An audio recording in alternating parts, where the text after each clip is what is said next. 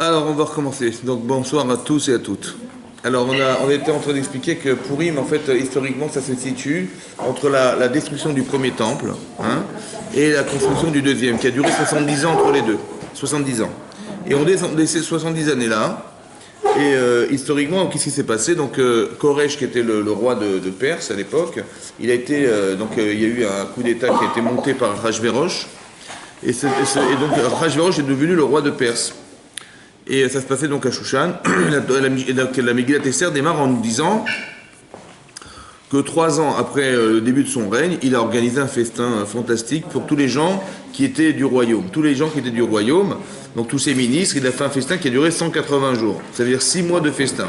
Le carnaval de Rio, il dure 3 jours. Là, ça a duré carrément 6 mois. 6 mois de fête tous les jours, tous les jours, tous les jours. Ça, c'était pour les gens du royaume. Et pour les habitants de Shushan, qui était la capitale, ça a duré 1 semaine. Et sur ce, nous dit la Megillat Esther qu'il a invité à ce festin donc tous les habitants de Shushan et notamment les juifs qui vivaient à Shushan. Et il a fait Kadat et Nones, c'est-à-dire qu'il avait tout organisé pour que les gens puissent manger kasher. Kadat, selon la loi juive, donc il y avait le tampon de Mordechai qui était le chef des tribunaux de l'époque, et donc ils étaient invités à venir manger kasher au festin d'Arachvérosh. Et bizarrement, Arachvérosh leur dit de ne pas y aller.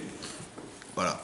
Et donc il ne fallait pas qu'ils aillent au festin d'Arachvérosh. Évidemment, c'était pas facile à comprendre parce que d'un côté de refuser l'invitation du roi alors qu'il avait fait kasher pour nous, c'était compliqué. Et donc il avait dit de ne pas y aller. Et qu'est-ce qu'on fait les Israéliens? Ils ont quand même été au festin d'Arachvérosh. Et la Gemara de Megillah d'expliquer là-bas d'Afudbet, elle dit là-bas, la Gemara, que les élèves de Rabbi Shimon Bar Yochai ont demandé à Rabbi Shimon Bar Yochai, mais pourquoi finalement Aman qui a voulu détruire et exterminer le clan d'Israël le 13 Adar, ils ont dû être condamnés à mort, tous les gens qui ont participé au festin. Et il a dit tous les habitants du monde qui étaient Meodou Ve'atkouch, ça veut dire le territoire, pour vous imaginer le territoire de Achashverosh, les 127 provinces, Meodou Ve'atkouch, depuis Odou, depuis l'Inde jusqu'à l'Afrique. Alors regardez un peu ce que ça représente dans la carte. Meodou Ve'atkouch. Et donc tous les juifs de ce territoire devaient disparaître le 13 Adar. Et donc ils ont demandé les élèves de Rabbi Shimon Bar Yochai, mais qu'est-ce qui a fait qu'ils devaient disparaître? Il a dit il a dit mais vous répondez-moi vous. Donc il n'a pas répondu, il a dit mais vous répondez-moi. Et il a répondu parce qu'ils ont participé au festin de Achashverosh. Et il a dit, alors ils ont dit très bien, donc ça c'est les gens qui ont participé au festin d'Achashverosh, je comprends, mais pourquoi les gens du monde entier ils ont dû être détruits? Alors il a expliqué parce qu'ils se sont prosternés devant la statue de Nebuchadnezzar qui était l'empereur de l'époque. Nebuchadnezzar qui avait sa statue et donc ils avaient fait d'une idole, de son statut d'une idole et donc se prosterner devant. Ok? Alors la question qu'on va se poser, extrêmement c'est ça. On va se poser la question suivante, savoir que Purim, dans la Megillat Esther, c'est marqué que Purim s'appelle Purim au nom du Pour. C'est-à-dire au nom du tirage au sort qu'a fait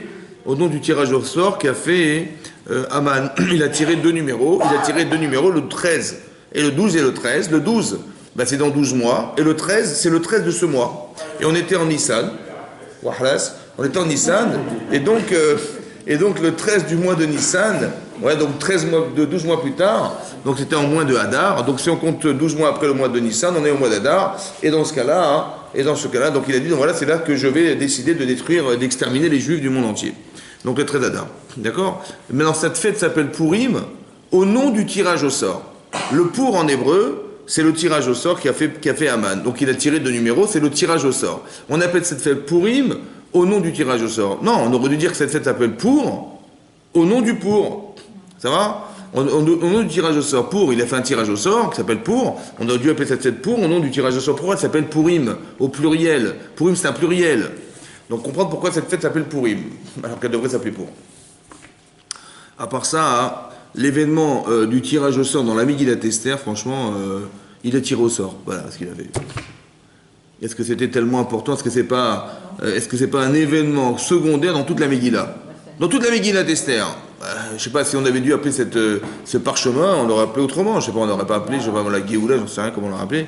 Mais on va pas, parce qu'il a tiré au sort un jour, il a tiré au sort 2 numéros, voilà, c'est pour ça il a joué au loto et on a appelé cette fête Purim. C'est quand même bizarre. Pourquoi cet événement est tellement fondamental pour qu'on ait nommé cette fête au nom du tirage au sort? Ouais, on nous dirait, comment c'est possible?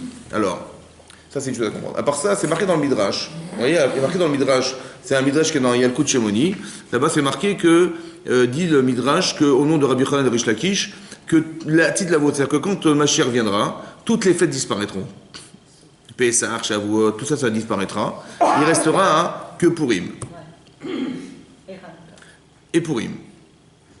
Et il y en a qui disent, Rabbi Eliezer il dit, et aussi Kippour. Kippour, Purim. On dit que, là-bas, le Harizal expliquait que Kippour, c'est comme Purim. Qu'est Purim? Que, en fait, c'est à l'ombre de Purim. Que Kippour est à l'ombre de Purim.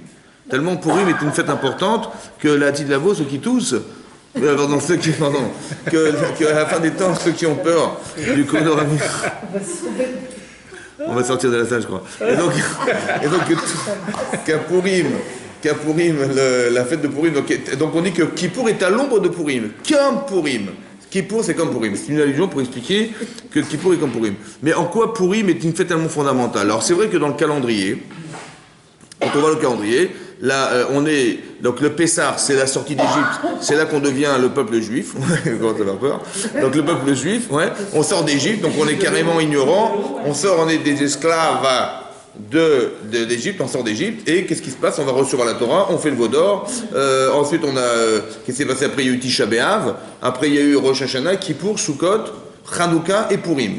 Et après on redémarre Pessah.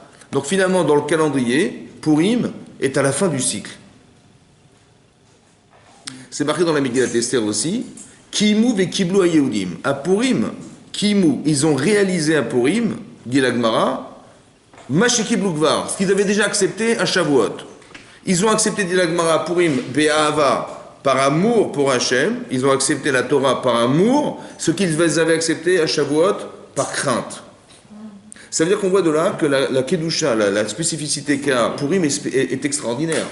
Et la Gemara d'expliquer que toutes les fêtes vont disparaître. Pessah, ça sera oublié, tout ça, ça sera oublié, Shavuot, tout ça sera oublié, Sukkot sera oublié. Il restera Pessah, il restera Purim. C'est bizarre que Purim, c'est pas une mitzvah minatora. Il n'y a pas une mitzvah minatora de lire la Megillat Esther. Par contre, il y a une mitzvah, selon la Torah, de respecter les fêtes. Ça, dit la Gemara, ça va disparaître. À la fin des temps, quand le Mashiach viendra, on n'aura plus ces fêtes-là. Tout ça, ça va disparaître. Ça sera tafel, secondaire par rapport à Purim. Il y a quelque chose de spécial dans Purim qui est tellement énormissime, qu'il faut comprendre, qui va faire que tout le reste des fêtes vont être secondaires, elles vont être complètement dénigrées, on n'aura même plus besoin de les faire. Par contre, Purim va rester. Qu'est-ce qu'il y a de spécial dans la fête de Purim qui fait que cette fête, elle va finalement rester à la fin des temps? Il y en a qui disent Kippour. Ça va? Qu'est-ce qu'il y a de spécial? Alors, comment dire? C'est aussi marqué, c'est marqué dans le Shulchan Aruch, vous voyez, que dans le livre de loi, c'est marqué que Chayav inish levasume bepuria. Il y a une mitzvah de se saouler à Purim. Ad deloyada, jusqu'à ce qu'on ne sache plus faire la différence. Ad deloyada, jusqu'à ce qu'on ne sache plus faire la différence entre Arur Aman, que soit maudit Aman, et Baruch Mordechai, et soit béni Mordechai. Voilà. On va devoir se saouler Ad deloyada. Ça veut dire qu'on arrive à un niveau d'inconscience, on va dire, parce que quelqu'un qui boit jusqu'à ce qu'il ne sache plus, il est complètement saoul.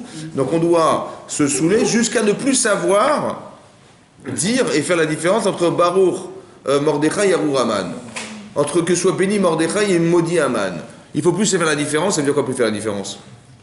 Comme si on devait inverser, Chas v'Shalom, et penser que l'inverse de ce qu'on doit dire dans la Megillat Esther.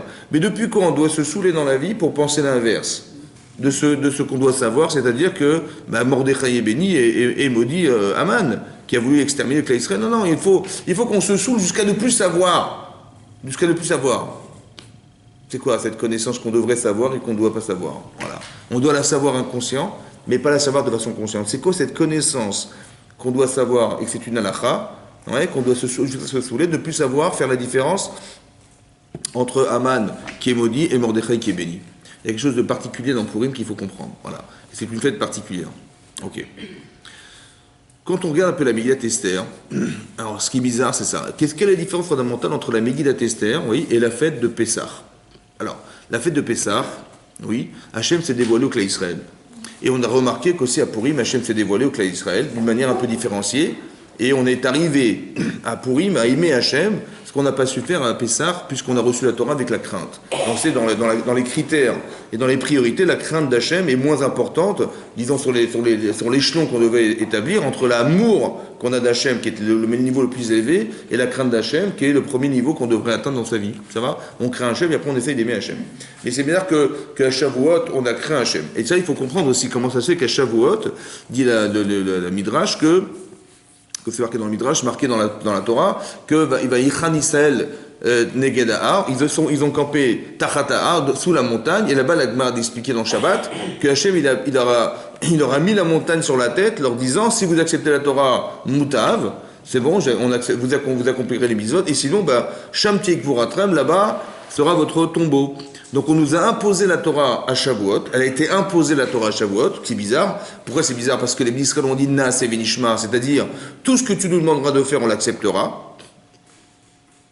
Donc ils étaient volontaires dans l'acceptation de la Torah, et ils étaient volontaires, et on leur a quand même imposé la Torah, ce qui est bizarre, alors qu'à Purim, ils ont participé au festin d'Achashverosh, ils ont commencé à s'assimiler, et qu'ils ont failli être exterminés, et là tout à coup on nous annonce qu'ils ont accepté Hachem Be'ava avec amour.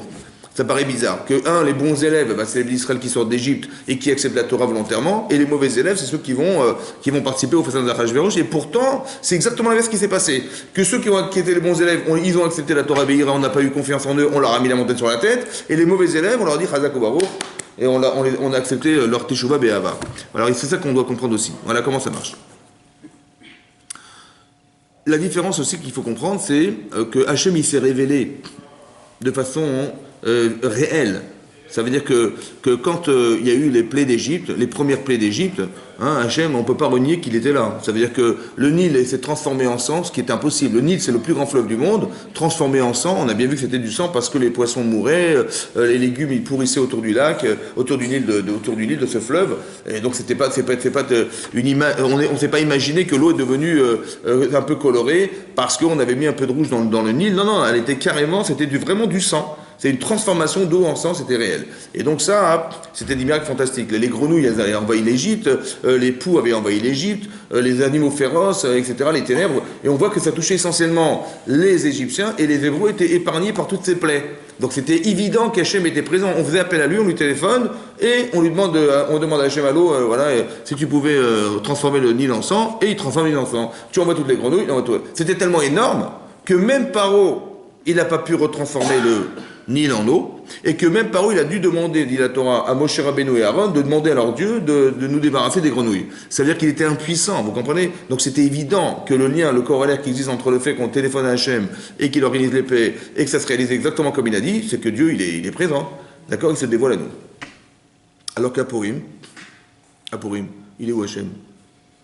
C'est quoi les événements? Achashverosh, il organise un festin, voilà ce qui se passe, voilà l'histoire de Purim. Il organise un festin pour les gens qui fréquentaient le royaume, d'accord? Il invite les gens de Shushan à participer à ce festin. Il demande à son épouse, alors qu'il était sous, de venir se présenter, madame, devant tous les gens qui étaient présents. Elle n'était pas bien habillée, et elle refuse de venir se présenter. Elle fait un affront au roi, et il y a un homme qui s'appelle Memouchan. C'est qui cet homme? Qui est Aman. Pourquoi il s'appelle Memouchan? Memouchan. Comment? Prêt à tuer. Non, Memouchan, la Gemara dit, parce qu'il était Memouchan en hébreu, c'est Mechin. En hébreu, Mechin, ça veut dire qu'il préparait. Il a préparé, c'est lui qui a préparé, en fait, le châtiment du clan d'Israël. Parce que c'est lui qui va exterminer. Donc, en fait, on l'appelle Memouchan, et c'est lui. En fait, qu'est-ce qui se passe? Memouchan, qui était Aman, il va dire il va prétexter devant Achashverosh, il va lui dire, vous savez, votre femme, qui est la reine, elle n'a pas seulement fauté vis-à-vis de vous, mais elle a fauté vis-à-vis du peuple. Il dit, bon, pourquoi? Il dit, c'est simple, parce que toutes les femmes du royaume, elles ont Gala, elles ont le journal Gala, et elles ont, regarde tout ce qui se passe au royaume, et dans Paris Match, c'était marqué là-bas qu'elle a eu l'audace d'affronter son mari, quand même, ça se fait pas. Et donc toutes les femmes qui vont lire le journal, elles vont dire, nous aussi, on va faire comme la reine, voilà ce qu'il a prétexté, un truc débile, mais bon, c'est ce qu'il a dit. Et le roi, il dit, oui, tu as raison, ça se fait pas, et donc ils ont condamné cette femme. Donc qui c'est qui l'a condamné, finalement? C'est lui, c'est Aman. D'accord? Qu'est-ce qui s'est passé? Dit la Torah. Donc après qu'il se soit dessoulé, monsieur Aman, monsieur Achashverosh, ouais, il s'est rappelé de sa femme, la pauvre. Bon, il s'est rappelé qu'elle était tellement belle. Ouais, Vashti, avec des cornes. Et donc elle était tellement belle, ouais, il s'est rappelé de sa beauté. C'est pas par rappelé d'elle, hein, il s'est rappelé qu'elle était belle. C'est-à-dire qu'il avait sa photo, il dit, ah la photo on l'a déchirée, dommage. Ça va, il s'est pas rappelé d'elle, il s'est rappelé de sa beauté. Vous voyez le style un peu de... Bon. Et quand il s'est réveillé, il s'est rendu compte qu'elle avait disparu. Et donc on a dû trouver une autre femme pour le roi. Donc on a fait des recherches dans tous ces 127 provinces. Et on a créé des harems. Et on a mis des femmes là-bas qui devaient attendre là-bas, se parfumer, s'arranger, se maquiller pendant 6 mois, mesdames. Hein, pendant 6 mois, jusqu'à ce que Achashverosh, il veuille bien demander à ce qu'elle rentre dans son palais. Et elle rentre le soir, elle retournait le matin. Et finalement, il est tombé amoureux de comment elle s'appelle, de Esther Amalka. Et donc il dit, Esther, c'est elle ma femme adorée, c'est elle que je vais épouser. Esther, c'était la femme de Mordechai, qui était la femme du Av Beddin.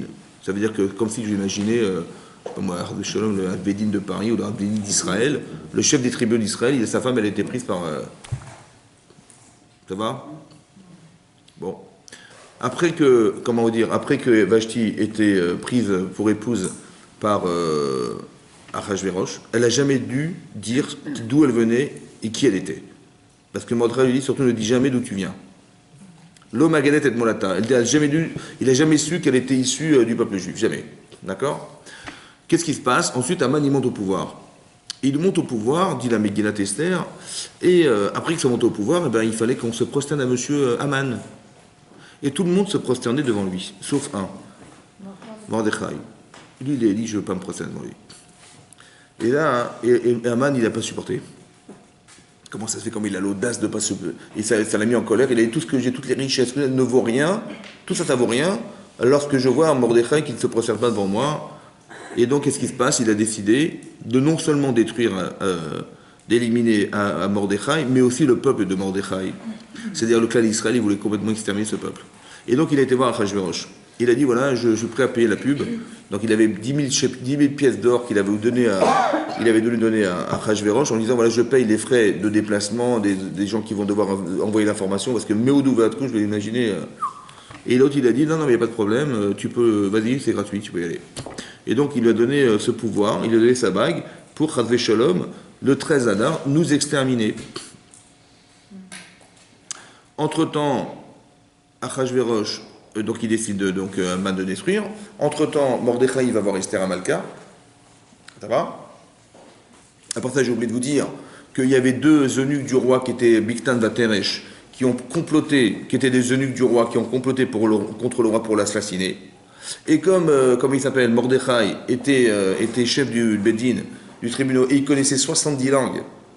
Il connaissait 70 langues, c'est-à-dire qu'il était assis là-bas, devant la porte, il entendait des gens qui parlaient, je crois en turc ou je sais pas quoi, et il disait, voilà, on va assassiner le roi, et eux, ils croyaient que Mordechai ne comprenait pas ce langage, alors qu'il comprenait. Il a été rapporté cette information à Esther Amalka, qui l'a dit au roi, et on a fait une enquête, il s'est avéré qu'effectivement, ces 2 personnes voulaient assassiner le roi, et ils ont été jugés, condamnés, et là, ça a été marqué dans le livre des chroniques, que Mordechai a sauvé la vie du roi, ça a été marqué dans ce livre.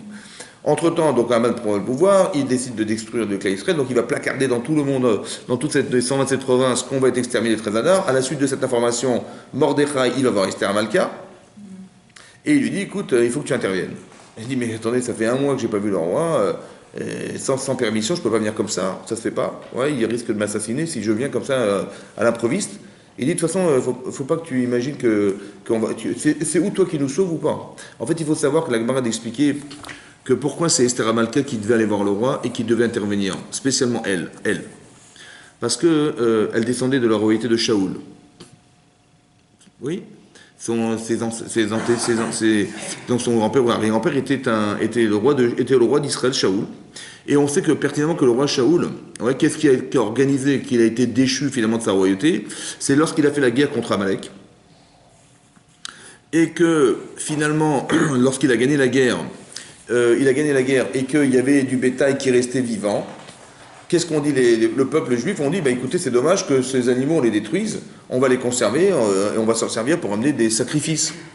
Et il a dit, ok, vous avez raison. Et quand Shmuel Hanavi est arrivé, et qu'il a entendu le bruit des animaux et tout ça, il a dit, mais qu'est-ce que ça veut dire? Mais comment ça fait que c'est marqué qu'on devait détruire Amalek, et que le Zecher d'Amalek, le souvenir d'Amalek, il fallait rien qui rappelle Amalek. Il dit, mais ces animaux sont les animaux d'Amalek, il fallait les détruire aussi avec. Il dit, mais comment ça fait que tu les as laissés vivants? Il a dit, c'est parce que le peuple a demandé, et j'ai accepté. Il dit, mais tu n'aurais jamais dû accepter une chose pareille. Et à la suite de ça, il a été déchu. à la suite du fait qu'il n'ait pas été capable de détruire complètement ce souvenir d'Amalek. Et donc là-bas, et elle, Esther Amalka, qui était une descendante de Shaoul, elle avait pour mission de devoir finaliser ce que Esther, ce que son ancêtre n'avait pas réalisé, finalisé, c'est-à-dire de détruire Aman. Vous avez compris? Donc de toute façon c'est ton but, c'était toi qui devais faire ça. Et donc elle a dit il ne faut pas que tu arrives à te détourner ce but en fait d'atteindre d'aller voir le roi et d'arriver à cette finalité-là. Et donc elle va finalement voir le roi, mais elle a dû jeûner pendant 3 jours. Et elle a dit Soumou alay, je vais jeûner avec moi pour moi 3 jours. Et donc tout le monde a jeûné pendant 3 jours. Et à la suite de ce jeûne, donc elle était comme une loque. Ouais, comme ça, elle est marquée dans le Midrash, elle était carrément, elle pouvait même pas se porter elle-même, donc on est obligé de la soutenir jusqu'à ce qu'elle arrive à le roi. Il a tendu son sceptre et donc il lui dit qu'est-ce que tu veux, et donc elle a dit voilà j'aurais aimé que vous veniez à un festin que j'organise avec vous et avec Aman. Bon, et un michté. Donc Aman il était tout content, il a été voir sa femme, il a dit super, regardez, la reine elle a invité le roi et elle m'a invité avec elle. Il était tout fier d'avoir été invité par Esther Amalka. Au Mishté à Yaïn. Et elle avait fait un festin de vin, qu'elle avait acheté des vins extraordinaires, des vins très, très riches, très chers, pardon. Et donc elle invite cet homme, avec le roi. Et donc ils arrivent, invités là-bas qui sont, et ils arrivent là-bas et elle leur dit, il lui demande, mais qu'est-ce que tu as besoin? Elle dit, écoutez, je ne peux pas vous dire ça maintenant, revenez la fois prochaine, je vous invite de nouveau, avec Aman. Bon, la Gemara explique pourquoi elle a fait ça. Pourquoi elle invite Aman? Pour que Achashverosh, il ait l'impression qu'il y a une liaison entre Aman et Esther Amalka. Et la deuxième fois, il l'a invité. Qu'est-ce qui s'est passé entre-temps? Dit le Megillah, il ne trouvait pas le sommeil. Il n'arrivait pas à trouver le sommeil. Comment il s'appelle? Achashverosh. Pourquoi, dit la Gemara? Parce qu'il avait ça lui trottait la tête. Il dit, mais qu'est-ce qu'il allait faire avec Aman? Bon. Et donc, qu'est-ce qui se passe? Entre-temps, Mordechai, Aman, il avait préparé la potence de Mordechai, donc il avait préparé la potence lui-même. Lui-même, c'est-à-dire qu'il s'était carrément mesuré lui-même pour fabriquer cette potence-là qui devait mesurer 30 amot, une énorme potence. Il avait préparé avec son corps lui-même, il s'était allongé devant la poutre pour mesurer la poutre, lui-même Aman. Et donc il avait tout préparé, avec les conseils de sa femme et de ses amis, de pendre Mordechai, qui ne voulait pas se prosterner devant lui. Et comme Achashverosh ne trouvait pas le sommeil, il a demandé à ce qu'on lui lit les livres des chroniques, et ça a été lu. Ça veut dire que les gens ne voulaient pas lire ce qui était marqué. Mais la page, elle revenait tout le temps au même endroit, et ça a été lu que Mordechai avait donc dénoncé des gens qui avaient condamné le roi, qui voulaient assassiner le roi, et on a fait une enquête, ça s'est avéré juste, et on les a condamnés. Et donc, grâce à Mordechai, qui avait informé Esther Amalka, on a dit, et donc c'est grâce à ça que finalement il a eu la vie sauve. Il a demandé, mais qu'est-ce qu'on a fait à cet homme, Mordechai? Il dit, on n'a rien fait du tout. On l'a jamais récompensé. Et tout à coup, on tape à la porte. On était en pleine nuit, il ne trouvait pas le sommeil, et Aman, il vient consulter le roi pour lui annoncer qu'il va prendre Mordechai, l'homme qui a sauvé la vie du roi. La coïncidence, il n'a pas de peau, le pauvre, ça s'est mal tombé pour lui.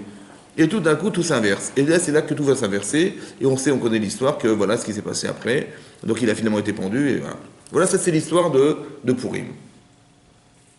Mais non, qu'est-ce que vous avez compris dans l'histoire? Qu'est-ce qu'on a compris? Quand vous voyez chaque élément, chaque séquence est incompréhensible.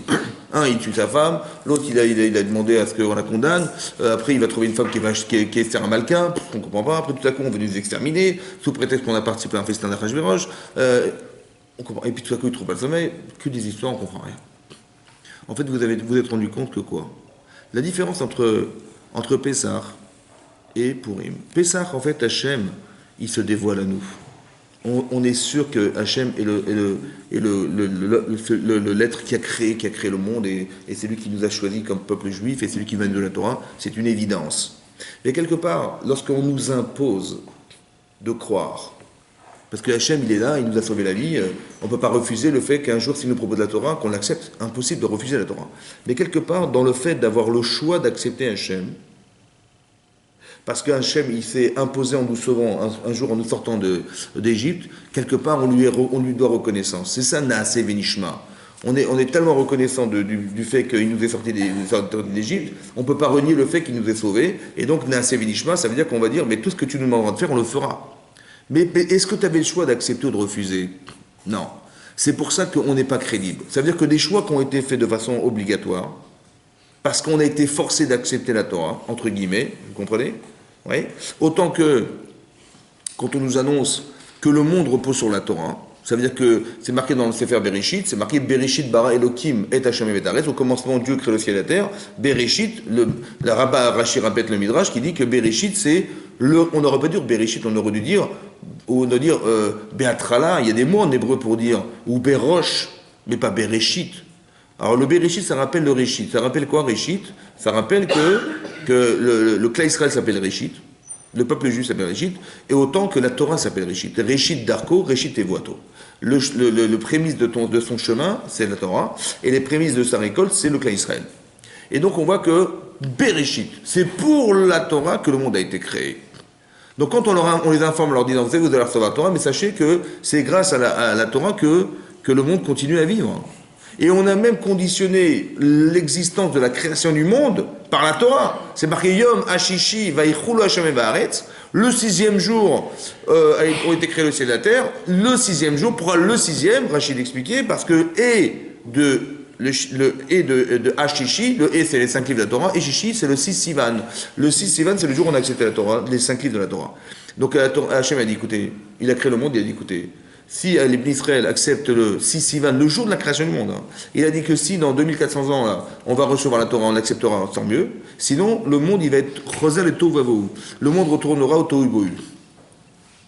C'est-à-dire qu'on a conditionné le monde, l'existence du monde, par l'étude de la Torah et l'acceptation des mitzvot. Mais quand quelqu'un vous lui dit, tu sais quoi, c'est grâce à toi que le monde a existé, est-ce qu'il peut renier le fait, ou il peut penser qu'il peut ne plus étudier la Torah, ou ne plus... donc il est quelque part, comme ça explique le Maharal, il est contraint, il est obligé, vous comprenez? Et sinon, c'est comme un ultimatum. Écoute, c'est simple, si tu fais les mitzvot, ça continue, si tu ne fais pas les mitzvot, c'est terminé. C'est comme on se rappelle qu'on est dans la contrainte. Ça veut dire qu'est-ce qu'on est crédible quand on est contraint? Est-ce qu'on peut aimer lorsqu'on est obligé? Hein? Est-ce qu'on peut aimer quelqu'un qui nous oblige? Non. C'est pour ça qu'on est dans la crainte d'Hachem. C'est pour ça qu'Hachem dit, écoutez, c'est pas crédible, je vous mets la montagne. Parce qu'aujourd'hui vous me craignez, demain je suis pas là, ou demain vous allez vous dire Sarah. C'est ça, le fait qu'on soit obligé, c'est-à-dire comme si on nous obligeait parce qu'on est obligé, parce qu'on se sent obligé.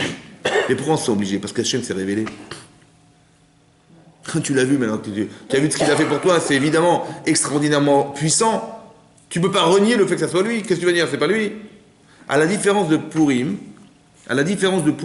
que Purim, il n'y a aucune réalité d'Hachem. Tu ne vois pas Hachem, tu vois des événements.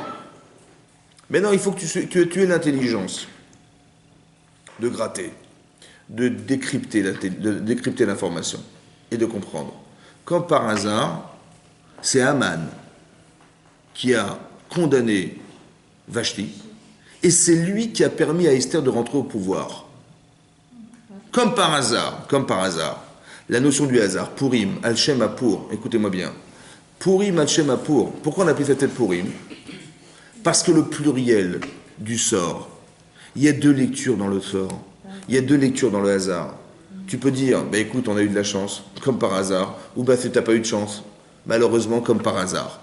Donc tu peux traduire la réalité comme étant un hasard qui est indépendant de ta volonté. Ou bien tu peux comprendre que le hasard a été pensé et réfléchi. Le pluriel de Purim, c'est d'expliquer qu'il y a 2 lectures de hasard. Nous aussi, on tire au sort, vous savez, dans la Torah. Par exemple, pour partager la terre d'Israël, on a dû tirer Bégoral. Ça veut dire qu'on a quadrillé la terre d'Israël et on a numéroté le nombre de tribus qu'il y avait dans le clan d'Israël. Il y en avait 12. Donc on avait 12 papiers qui déterminaient les shvatim, les tribus, et 12 papiers qui déterminaient les territoires. Et on a tiré comme ça au sort, clac. Donc on a dit le 14, le 12 avec le 1, et c'est comme ça qu'on a dit aux gens, voilà, vous habiterez là et tel endroit d'Israël. C'est aussi vrai qu'on a tiré au sort à plein d'endroits dans la Torah, aussi quand il a fallu choisir entre le Seir, l'Hachem et l'Azazel. Vous savez qu'à Kippour on a amené 2 korbanot, deux boucs, qui étaient carrément identiques, mais il fallait choisir un qui va être jeté dans la montagne et l'autre qui va être sacrifié pour expier toutes les fautes du clan Israël. Lequel tu choisis?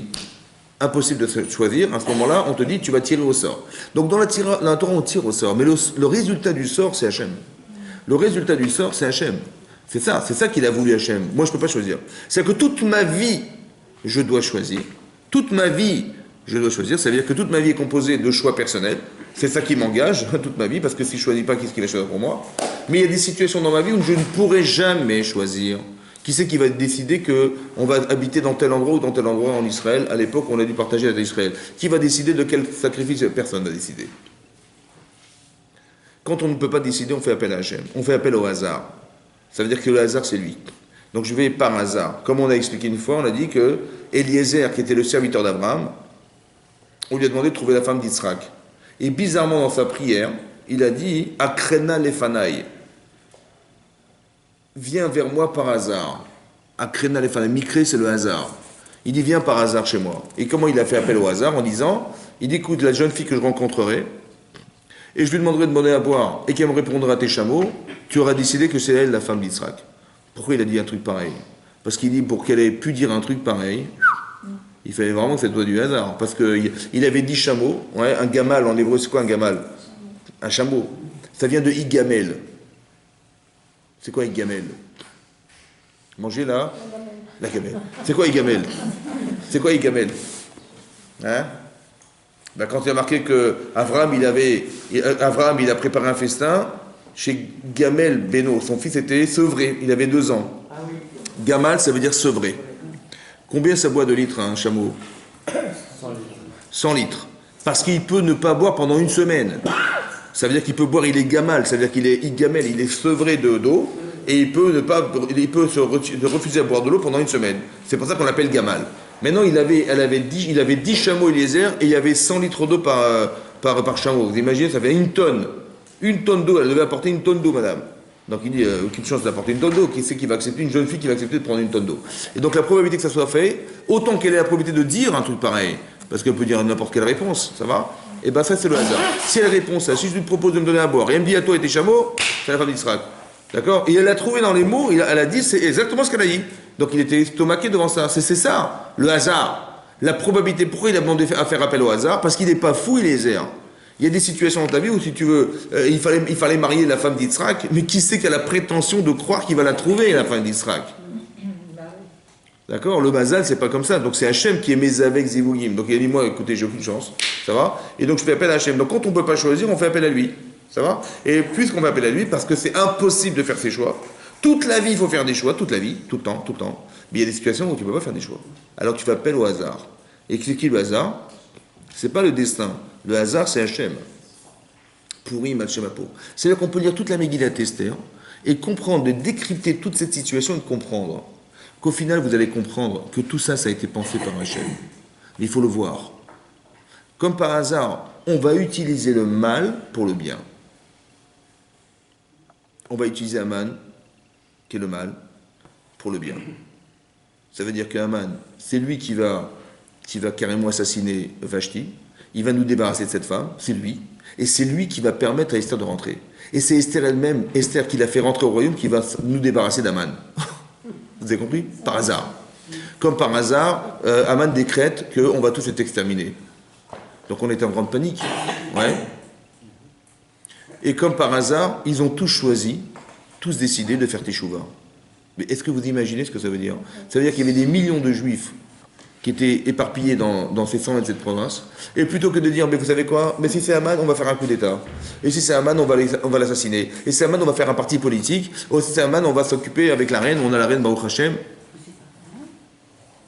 On aurait pu tous penser, ils n'ont pas fait ça, ils ont fait Teshuvah. Ils ont compris que c'était de leur faute, ils ont compris que c'était parce qu'ils avaient participé au festin d'Achashverosh.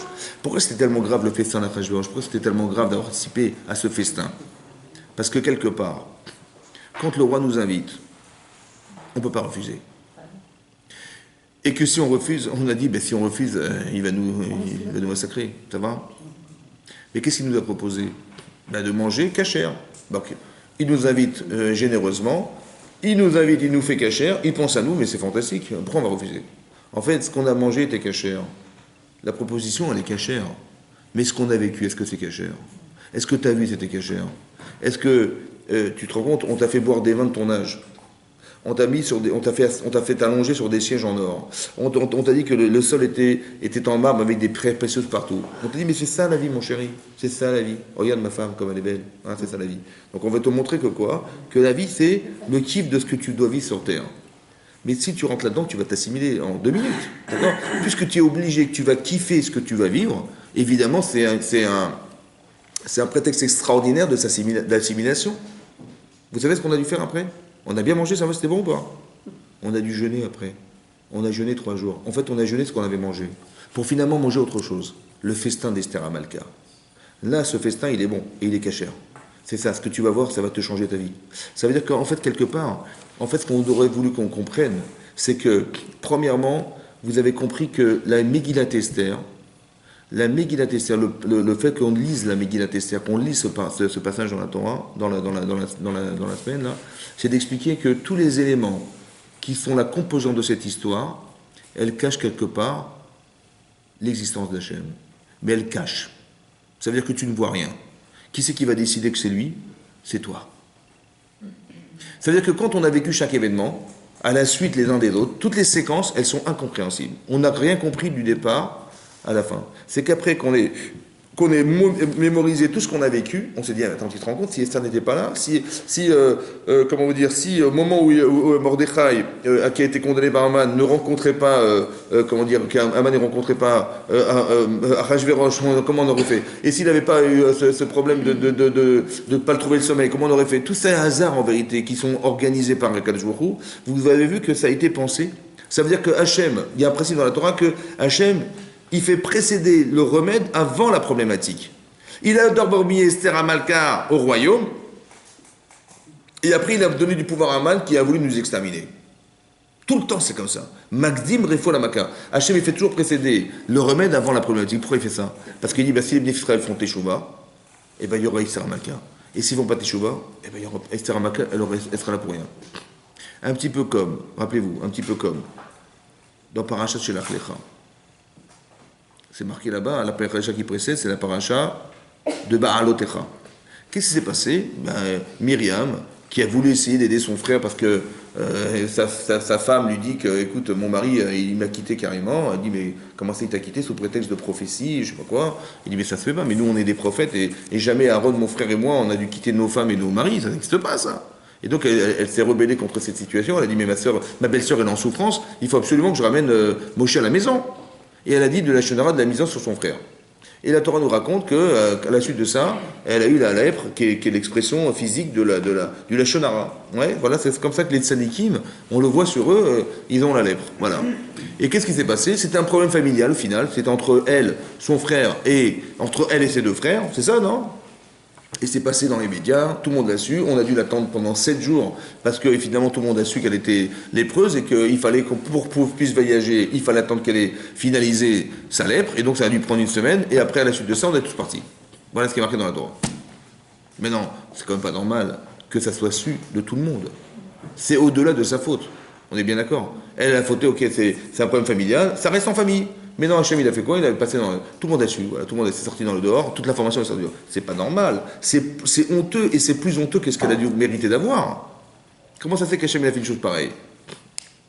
On se rend compte que plus tard, les fameux Meraglim, les explorateurs, ils ont su ce qui était arrivé à Myriam, ouais, parce qu'elle a été touchée par parce qu'elle avait dit de la médisance, et ils n'ont pas tiré d'enseignement. Et qu'est-ce qu'ils ont fait? Ils ont été, eux, dire de la médisance. Il y a 2 façons de voir les événements. Soit de dire... Mais tu te rends compte quelle honte, elle a parlé de son frère, mais Moshe Rabbeinu, quand même, c'est celui qui nous a donné la Torah. C'est normal qu'elle ait osé parler de son frère de cette manière, ça se fait pas ce qu'elle a fait, et qu'elle ait mérité la lèpre, mais évidemment 100 fois j'aurais donné la lèpre, moi. Voilà. Qu'est-ce que je tire comme enseignement? 0. Par contre, je peux me dire autre chose, en me disant, tu te rends compte, cette sadéquette là, cette femme là, cette pieuse là, cette femme pieuse, elle est tombée dans le panneau de la shonara, mais ça veut dire que c'est très subtil de la shonara. C'est très subtil, le lachon hara. C'est-à-dire qu'on peut faire des erreurs d'appréciation, ouais, malgré la hauteur qu'on peut avoir dans la vie, et faire des erreurs pareilles. Et si j'avais eu peur de tomber dans le même panneau que Myriam, est-ce qu'on aurait fait du lachon hara sur la terre d'Israël? Non. Et est-ce qu'on aurait permis au clan d'Israël de rentrer en Israël? Oui. Est-ce que le Mashiach serait venu? Sûrement. Parce qu'on aurait finalisé la sortie d'Égypte, on serait rentré en Israël, c'était fini. Vous vous rendez compte ou pas? Maintenant, pour que ça puisse se faire de façon positive, et ça valait le coup que l'information elle passe, que Myriam elle a eu la lèpre. Ça valait le coup ou pas? Vous avez compris ce qu'il a fait Hachem? Il a fait subir à cette femme une honte. Pourquoi faire? Parce que grâce à elle, tout le clan Israël va rentrer en Israël. Est-ce que vous vous rendez compte que le mal est pour le bien? Que tout ce que tu croyais être mal, en vérité, ça a été transformé en bien. C'est ça le chidouche, vous comprenez? C'est-à-dire que ce que tu déclares, ce que tu vois, c'est que Hachem, avant même de créer la problématique, Il a déjà donné la solution. Mais ça va dépendre de toi. Et ça va dépendre de ton regard. Est-ce que tu te rends compte que dans ton actualité personnelle, même ce que tu crois être mal est un bien? C'est marqué dans la Gemara dans Psachim d'Afnoun. C'est marqué là-bas. Qu'à la fin des temps, c'est marqué Bayom Aou, ce jour-là, on dira Hachem Echad ou Shmo Echad. À la fin des temps, on dira Hachem, il est Echad, il est unique. Et son nom est unique. La Gemara demande, il dit quoi, tu crois qu'aujourd'hui, il faut attendre la fin des temps pour dire qu'Hachem Echad ou Shmo Echad? C'est quoi qu'à la fin des temps, on dira Dieu est un et son nom est un. Ben, c'est quoi la différence entre lui et son nom? C'est quoi la différence entre lui et son nom? Hachem Echad ou Shmo Echad? Hachem, il est unique et son nom est unique. C'est quoi la différence entre lui et son nom?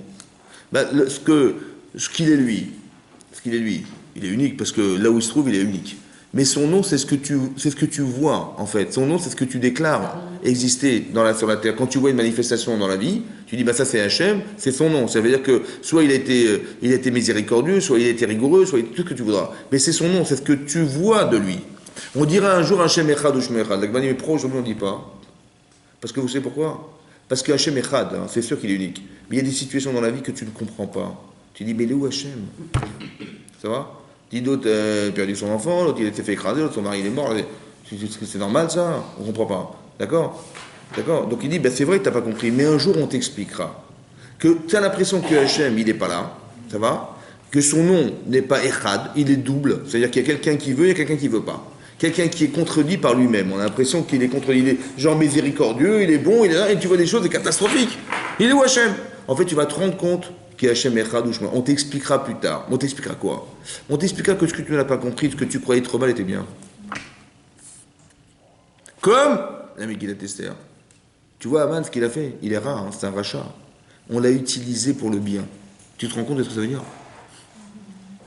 Ça veut dire que tu vas te rendre compte que Aman, qui était là pour en vérité te remettre en cause, ce que tu avais toi-même provoqué, puisque c'est toi qui participe au festin d'Achashvérosh, c'est toi qui entraîne l'assimilation, on va utiliser cet homme qui est contre toi au service de toi.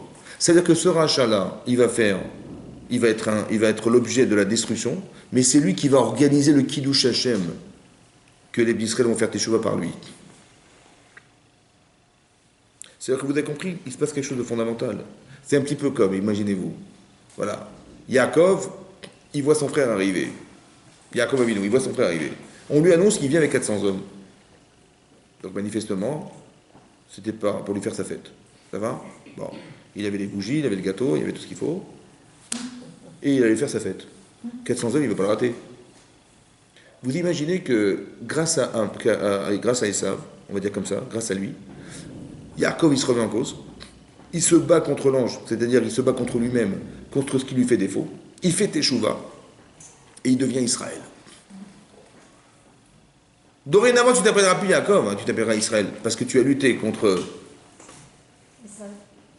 Esav et Lavan, et contre Hachem, c'est-à-dire contre les Sarah, et tu as gagné. Est-ce que vous imaginez que Esav, il veut venir tuer son frère, il ne se rend pas compte que grâce à lui, il est devenu Israël? C'est une manière de vous expliquer. Il y a toujours deux façons de voir. Soit tu vois le mal comme étant un mal, soit tu vois en quoi le mal t'amène au bien. Mais ça, hein, c'est ça la différence entre la fête de Pessah et la fête de Purim. C'est que la fête de Pessah, tu vas le voir de façon visible. Tu vas voir Hachem, il va te faire des miracles extraordinaires. Mais on ne devient pas par des miracles. Par contre, lorsque tu as décidé de voir par toi-même, tu as décidé de voir, c'était toi qui as décidé de comprendre qu'au final, ça a été organisé par Hachem. Et qu'il t'a fait le cadeau et le respect, il t'a respecté en restant transparent. Il t'a pas imposé d'y croire, c'est toi qui as choisi. Tu pouvais voir ça comme un événement divers, voilà, un fait divers. Dans les journaux, c'est marqué que Mordechai, il a sauvé le roi. Et c'est marqué aussi dans les journaux que le roi, il a décidé de condamner sa femme. Et c'est marqué dans les journaux que Aman, il a décidé de détruire le peuple israélien. C'est marqué partout, voilà, c'est marqué dans les journaux. Mais tu as une façon de voir l'actualité et de comprendre comment Hachem, il se manifeste à travers l'actualité. Et c'est très important de voir que la Megillat Esther, c'est une sélection d'événements qui vont durer 9 ans, parce que Mishnat Shalosh le Molcho, depuis la 3e année du règne d'Achashvérosh jusqu'à la fin du 12e année de son règne, la Megillat Esther, elle dure 9 ans. Et dans ces 9 années-là, on a vu le début et la fin d'un événement. Ça veut dire qu'on a vu le début d'un événement qui était catastrophique et qu'au final se retourne être bien. Vous avez compris ça? Ça veut dire qu'on a vu Hachem Echad ou Shmo Echad. On l'a vu de nos yeux vus, Et c'est ça qui va organiser le fait que on puisse garder cette fête comme étant une fête fondamentale. C'est-à-dire que les miracles qui vont se dérouler à la fin des temps n'auront rien à voir avec les miracles qu'on a vécu à la sortie d'Égypte. Pourquoi? Parce que ce que tu as vécu à la sortie d'Égypte, c'est quelque chose qui était obligatoire. Tu es un esclave hébreu sans aucune connaissance d'Hachem en sortant d'Égypte. C'est vrai? Donc Hachem il est obligé d'imposer sa réalité pour faire que tu y crois. Maintenant que tu y crois, alors on va te donner la Torah. Mais maintenant, dorénavant, c'est plus pareil. Il faut que tu découvres à travers l'étude de la Torah tous les manifestes d'Hachem dans ta vie, qui sont jamais visibles. Au contraire, on veut surtout pas que ça soit visible. Pourquoi? Parce que si Hachem se montre, ça veut dire que tu es faible, puisque Hachem il est obligé d'ouvrir le rideau, il dit, t'as vu, j'étais là, t'as vu? Non, on voudrait que non, le rideau reste vide, fermé, mais que derrière le rideau, tu puisses imaginer qu'il existe. Et quand tu vois que tu fais appel à lui, et qu'il intervient pour toi, parce que tu as fait appel à lui, tu as fait tes chouvas, et que tout s'est inversé, tu te rends compte, ça veut dire ça. Que Haman qui voulait t'exterminer, c'est lui qui a été pendu. De la même manière que c'est moi qui ai provoqué par ma teshuva sa pendaison, mais c'est moi par ma Avera qui ai provoqué son pouvoir. Mais qui c'est qui lui a donné le pouvoir? Parce que ma Avera lui donne un pouvoir contre moi. Et quand je me retourne, puisqu'Hachem il a mis Esther Amalka, c'était pour que j'arrive à faire teshuva et qu'on puisse utiliser Esther Amalka. Mais si je ne fais pas teshuva, Esther Amalka, elle n'a aucun pouvoir elle-même. Vous comprenez? Elle n'a aucun pouvoir. Elle n'est là que pour représenter le peuple juif. Et que si nous, on lui donne ce pouvoir, c'est-à-dire qu'on est capable de faire que on fait teshuva, donc on lui donne ce pouvoir pour lui permettre de réussir, ça va marcher. Ça a réussi parce qu'on a jeûné, parce qu'on a regretté, parce qu'on s'est dit non, tout ce qu'on avait consommé, ça nous a entamé dans notre volonté d'exprimer ce rapport avec Hachem. C'est ça qui nous a manqué. Alors on va jeûner ça. C'est comme à Kippour, on jeûne. Vous comprenez? Comme si que le fait de jeûner, c'était de se débarrasser de ce qui nous empêchait d'être juifs. Que cette forme de souffrance, en fait, elle amène quelque part à avoir la conscience, quand tu souffres, tu relativises. Et quand tu relativises, tu penses à l'essentiel. Et quand tu penses à l'essentiel, tu te débarrasses de ce qui t'empêche d'être essentiel. C'est pour ça qu'on jeûne. Et c'est ça qu'ils ont fait. Pendant 3 jours, ils ont jeûné. Et ils ont fait teshuva correctement. Sincèrement. Ils ont compris que finalement, ils avaient regretté d'être assimilés. Et à partir de ce moment-là, Benafo, où tout s'inverse. Ça veut dire qu'imaginez-vous par hasard, si Esther Amalka, elle n'avait pas dit au nom de Mordechai, parce que qu'est-ce qu'elle a été voir? Elle a été voir, comment il s'appelle, Achashverosh, et vous savez, il y a un homme qui s'appelle Mordechai, qui a surpris en flagrant délit 2 personnes qui parlaient, qui complotaient contre vous, hein, et donc on a inscrit dans le livre des chroniques, on a dit que Esther avait dit au nom de Mordechai, que 2 personnes complotaient contre le roi pour l'assassiner. Si elle avait dit non, je vais lui dire en mon nom, comme ça je vais être bien avec lui, si vous savez, monsieur le roi, mon mari, donc on veut comploter contre vous. Donc on aurait dit, on aurait fait l'enquête, ça serait avéré juste, et on aurait marqué Esther Amalka a sauvé le roi. Imaginez-vous ça. Mais vous imaginez des détails pareils, par hasard. Quand elle a invité Haman, imaginez-vous Haman, il a décrété qu'on allait tous mourir, et madame Esther Amalka, elle invite Haman à son festin. Qu'est-ce qu'ils vont croire les gens? C'est logique ça? En fait, pourquoi elle a fait ça? Vous savez pourquoi? Il y a plusieurs explications dans la Gemara, mais une explication que je vous donne. Elle a dit comme ça, si les gens comptent sur moi, je ne pourrai jamais réussir seul. Alors je vais leur faire croire que moi-même je suis acheté par Haman, et je vais l'inviter à mon festin. Comme ça ils vont dire, on ne peut plus compter sur elle, on peut compter sur Hachem. Elle a fait ça, elle a provoqué ça pour que les gens y prient Hachem, et que par ce biais-là, elle ait le mérite de pouvoir les sauver. Vous avez compris comment elle a réfléchi, quoi? Comme ça dit la Gemara. Parce qu'elle dit, s'ils comptent sur moi, mais moi, j'ai pas le mérite. Ils vont dire, au prochain, on a la reine, on va s'en sortir. Et donc ils font jamais de chouva, les gens. Il dit, non, je vais l'inviter au festin, comme ça ils vont croire que moi je suis acheté par Haman, et ils vont plus croire en moi, et comme ça au moins ça va me permettre d'avoir le mérite par leur prière vers Hachem de pouvoir moi m'engager. Vous comprenez comment ça marche? On sait quel était le niveau de religion de ces gens avant? 4 sur 5, tu vois. Je sais pas. Non, ça veut dire après le fait que il y avait une carence évidemment, hein. Mais ça veut dire qu'on est arrivé, vous imaginez que ça veut dire qu'on est arrivé à atteindre un niveau supérieur au matin de Torah, au don de la Torah. Pourquoi? Parce que quelque part, il faut que vous compreniez ça, c'est très important que vous compreniez ça, que dans la vie, il ne faut pas se sentir obligé. quelque part. Parce que quand on veut faire un choix, il faut qu'on ait la possibilité de la liberté de le faire. Donc, quand on décide, parce que rien ne nous impose de le faire, de décider de faire Teshuvah, ou bien de voir qu'Hachem, derrière tout ce qu'on a pu faire, il nous a écoutés, et qu'il nous a donné ce bonheur de voir que finalement on a été sauvé par lui, on va l'aimer. Parce qu'il nous a respectés en étant transparent dans cette histoire. Que tous les événements qui sont survenus, c'est la Megillat Esther. C'est quoi Megillat Esther? Le dévoilement de Esther. La Gemara dans Choulin d'Afkouf la Mettet, elle demande, et dit Esther mina Torah minaïn. D'où on a trouvé un enseignement, où on a trouvé une allusion de Esther dans la Torah. Une allusion de Esther dans la Torah. La Gemara dit, parce qu'il y a marqué Aster, Astir et Panay Bayomaou, que je me cacherai à cette époque. Esther, Aster, Astir. C'est-à-dire qu'Esther Amalka, c'est quoi? C'est ce qui était caché, c'est que Hachem, il se cache dans l'histoire. Astar, Astir et Panay. Tu dis, mais où Hachem? En fait, Hachem, il se cache dans l'histoire pour que tu arrives à avoir l'intelligence de comprendre qu'il était toujours là. Seulement, comme en vérité, tu ne pourras jamais fondamentalement comprendre. Pourquoi? Parce que dit Hachem, En marché votai, marché votai, ma pensée n'est pas la vôtre. Maintenant, il faut avoir la émouna que tout ce qui nous arrive a un sens. Que vous comprendrez un jour que ce qui est arrivé avait un sens. Alors, ayez la patience d'attendre. Comme, tu te rends compte, si tu arrêtes l'image du film, au moment où Aman, il décrète qu'on va tous mourir le 13 Adar, on se suicide.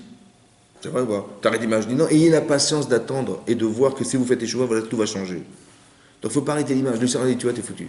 Non, il ne faut pas arrêter l'image. Il faut comprendre que même le mal a été utilisé pour le bien. Qu'Aman, il a été utilisé comme Esav a été utilisé comme qui voudrait, a été utilisé pour le bien, en fait. Vous avez compris? Que pour le bien, ça veut dire que finalement, c'est lui qui a été un vecteur. Mais lui, c'est un rachat, hein. Mais c'est un vecteur qui va permettre au Israël de faire Teshuvah. Parce que, quand vous avez dit tout à l'heure, le roi Achashverosh. il est rentré, le roi Aman est rentré, et en même temps, lui, il avait dit, le roi, il aurait pu très bien dire, bon, tu t'es trompé, mais de là à le tuer, c'est...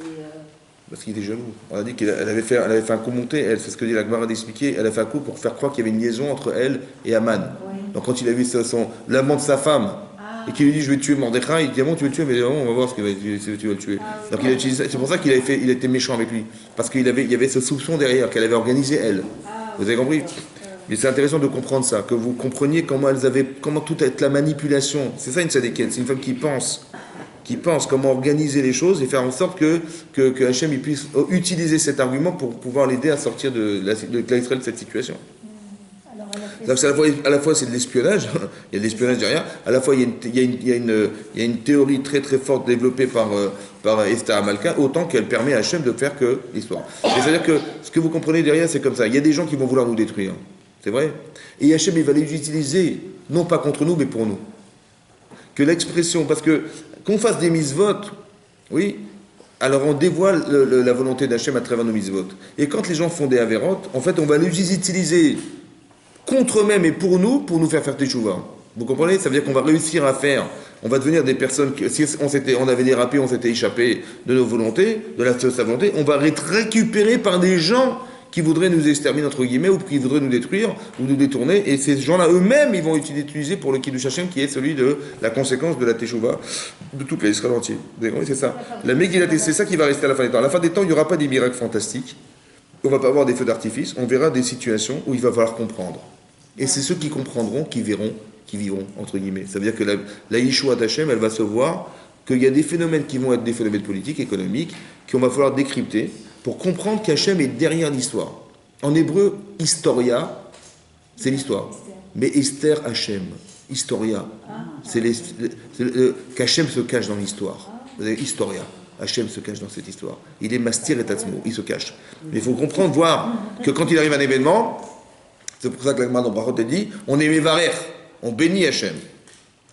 Dans la ra'a, dans le mal comme dans le bien. Pourquoi on bénit Hachem dans le mal comme dans le bien? Dans le bien, je comprends, dans le mal. Parce que même le mal est utilisé pour le bien. Ne regarde pas ce que tu vis, regarde ce que tu deviens. Tu dis, Aman, il veut m'exterminer, et ben tu vas faire appel à Hachem, tu vas faire appel. Et c'est quand tu fais appel à lui, que là il te sauve. Mais pourquoi tu fais appel à lui? Parce qu'en vérité, quand tu t'es assimilé, tu l'avais oublié. Ça va? C'est comme il y a marqué Rashi Amel Midrash, il dit qu'il y a un papa, il tient son fils sur son dos, hein, Et il lui dit, et son fils lui dit, papa, tu peux ramasser cet objet pour moi? Il dit, pas de problème. Il se plie, il prend l'objet, il lui donne. Après, il dit, papa, tu peux me ramener cet objet? Oui, bien sûr, il se plie, il lui donne. Après, 3 fois comme ça. Après, son fils, il voit un passant, il dit, vous avez vu mon père? Il dit, attends, mais il n'a pas remarqué que j'étais. Il dit, alors qu'est-ce qu'il fait? Il voit un chien arriver, et son père, il prend son fils, il le pose au sol, il dit, voilà, le chien, il va le mordre. Et tout à coup, il crie, papa, papa, papa, il y a le chien.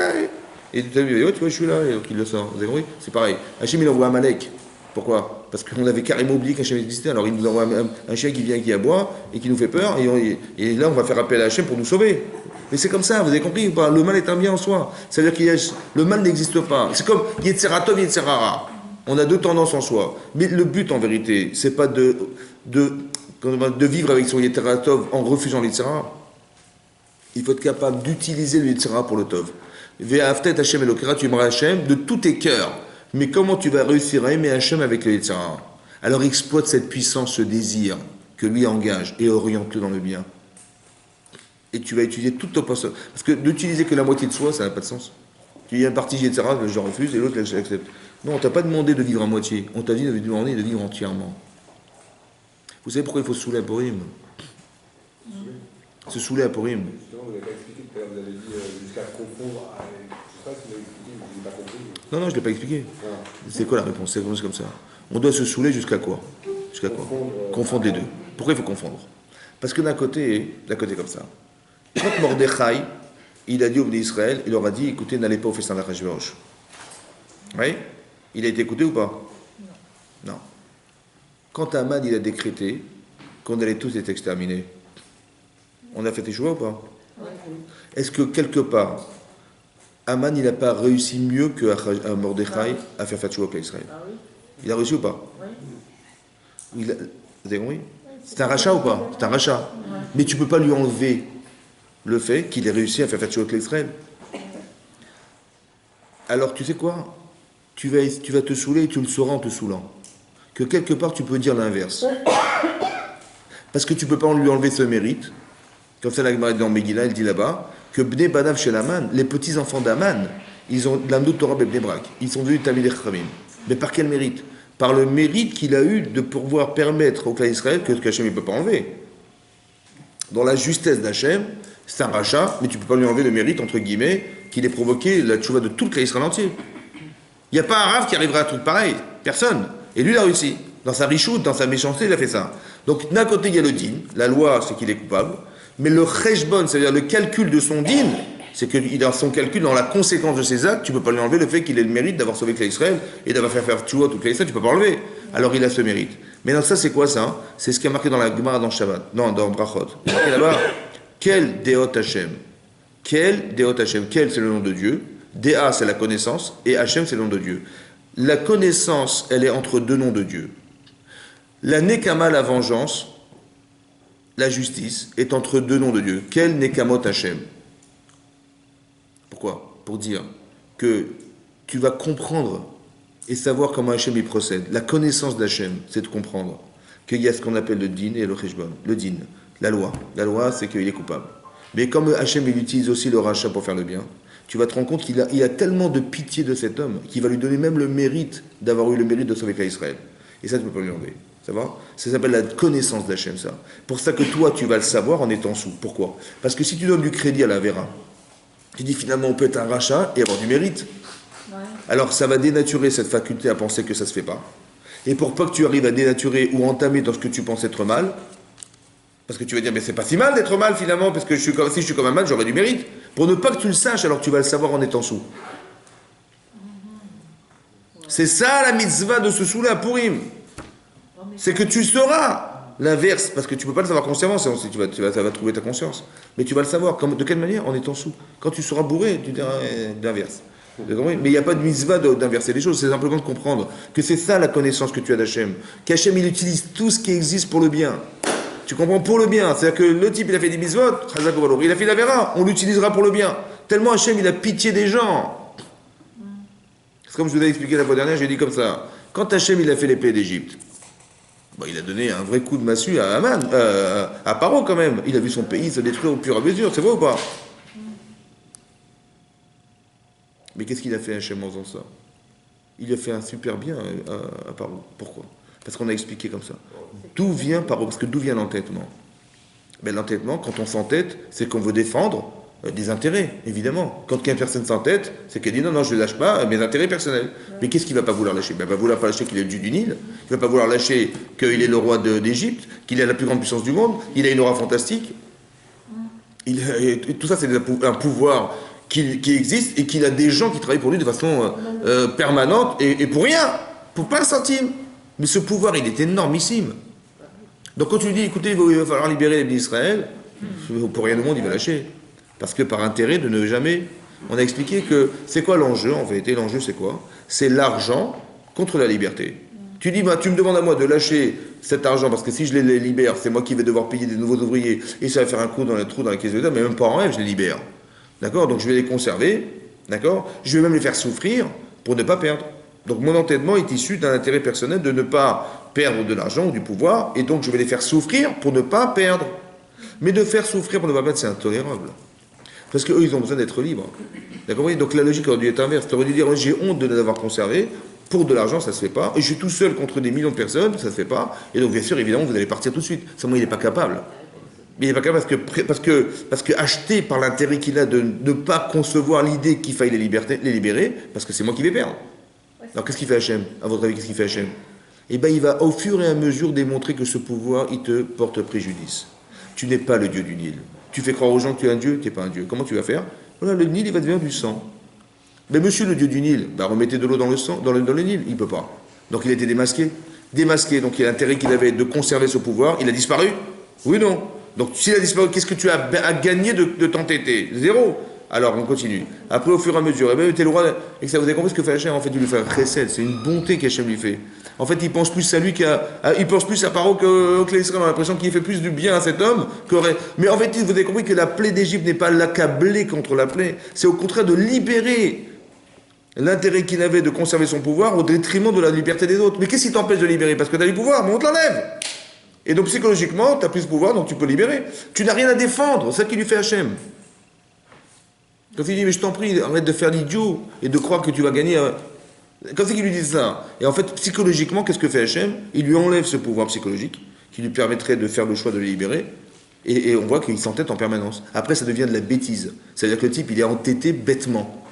Ouais, non, il m'a fait la honte, comme des enfants, tu m'as fait la honte, tu vois ce que je vais te faire. Vous avez compris? Et là, on est dans la bêtise. Mais ça, Hachem, il aurait tellement aimé qu'il soit cohérent, qu'il arrive à comprendre. Mais vous avez compris, ça ne peut pas se voir, ça. Quand tu vois l'image de l'extérieur, tu dis, ben, du vendu, il a envoyé un châtiment. Voilà ce que tu vois. En vérité, tu comprends que le châtiment est la solution. C'est ça que je vous explique. C'est ça qui est marqué dans la Megillat Esther. C'est ça qu'il va y avoir à la fin des temps. Vous allez comprendre que à la fin des temps, Hachem, il va pas se révéler sur son fantastique. Il va dire, on va ouvrir le rideau, il dit, voilà, je suis là, j'arrive, Mashiach, non, rien du tout, zéro.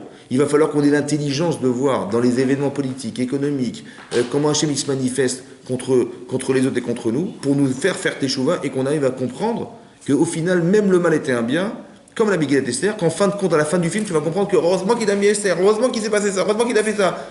Et c'est là qu'on a compris que tout le cheminement de la Megillat Esther a été pensé par Akadosh Baruch Hu depuis le départ. Jusque ça a été constaté dans 9 ans de la vie de Esther et de Mordechai, 9 ans, alors que nous, ça va durer l'éternité, jusqu'à la fin des temps. Et après, en fin de compte, on comprendra. C'est ça qui est marqué à la fin des temps, on dira, Ba'Shem Echad ou Shmo Echad. Là, tu diras, oui, j'avais compris. Ah, grâce à Dieu, il s'est passé ça parce qu'on m'expliquera en vérité, on va dévoiler ce qui avait été caché dans l'histoire. Vous imaginez ce qui va se passer? C'est qu'à la fin des temps, on va nous dévoiler pourquoi Hachem il a fait ça, pourquoi il y a la Shoah, pourquoi il y a le machin, des trucs incompréhensibles, pourquoi l'autre a eu ça, pourquoi il y a le cancer, on va nous l'expliquer. Et vous allez comprendre que tout ça, ça avait été pour le bien de la personne. Que de l'extérieur, tu crois que c'est une catastrophe, mais de l'intérieur, vu de l'intérieur, tu vas comprendre au final que ça n'avait été qu'un bien et c'est un chesed pour le monde. Que même un rachat, il va utiliser pour le bien. Et même, tout ça, vous allez comprendre, on va tous comprendre ça, que Bayom Haou, on dira Hachem Echad ou Shmo Echad. Chazak ou Baruch. Est-ce que vous pensez qu'une teshuva planétaire comme il y a eu, enfin les 127 provinces, tout le monde a fait teshuva? Oui, c'était unique. Est-ce qu'aujourd'hui c'est quelque chose qui est réalisable? Ben, c'est ce qu'on espère, c'est ce qu'on espère. C'est ce qu'on espère. Et quand on dit qu'ils vont se saouler, c'est hommes et femmes ou uniquement les Que les hommes, que les hommes. Mais vous avez remarqué que les hommes, ils ont la forme, vous voyez, il y a la tête, c'est le goulot de la bouteille, et après il y a la bouteille et l'étiquette. Mazak. C'est exactement la bouteille, c'est incroyable. On tire le bouchon. vous Allez. faites ça.